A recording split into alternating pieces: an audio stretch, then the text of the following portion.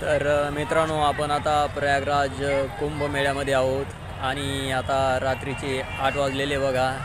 आणि 8 वाजता आपण इकडं घाटावरती आलो बघा. आणि पाठीमागं तुम्ही बघू शकता असा घाट आहे. आणि आता 8 वाजता खूप थंडी पडलेली बघा, तरी पण लोक या ठिकाणी स्नान करण्यासाठी आले.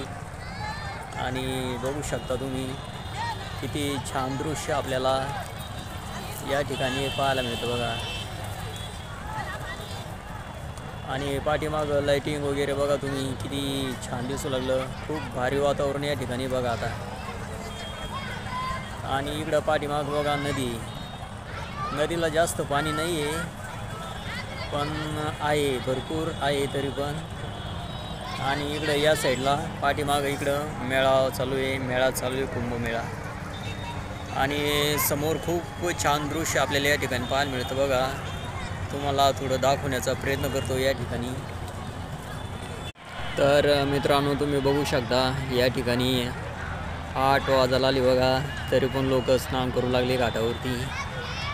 आणि बघा लाइटिंग किती दिसते आपल्याला दूरवर, जिकडं तिकडं लाईट लावलेली आहे. आणि तो सगळा परिसर कुंभमेळ्याचा आहे. आणि इकडं समोर एक घाट आहे बघा, दशाश्वमेध घाट वगैरे बोलले जाते त्या घाटाला. तिथं लाईट वगैरे नाही लावलेली बघा.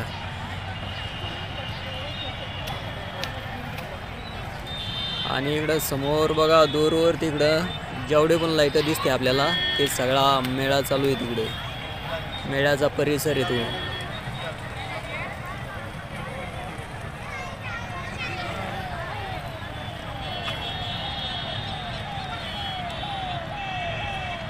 खूप छान दृश्य आहे प्रत्यक्षात, तर खूप भारी वाटतं या ठिकाणी बघा. आणखीन चला पुढं त्या पुलावरती जाऊ, पुलावरून बघू तिकडं काय आहे काय नाही. तर मित्रांनो, आपण आता रेल्वे ब्रिज जवळ आलो बघा. आणि इथं बघा समोर 2 रेल्वे ब्रिज आहे आणि त्याच्या पलीकडे एक हायवेवरचा ब्रिज आहे बघा. लाइटिंग वगैरे बघा किती छान लावलेली ब्रिजवरती.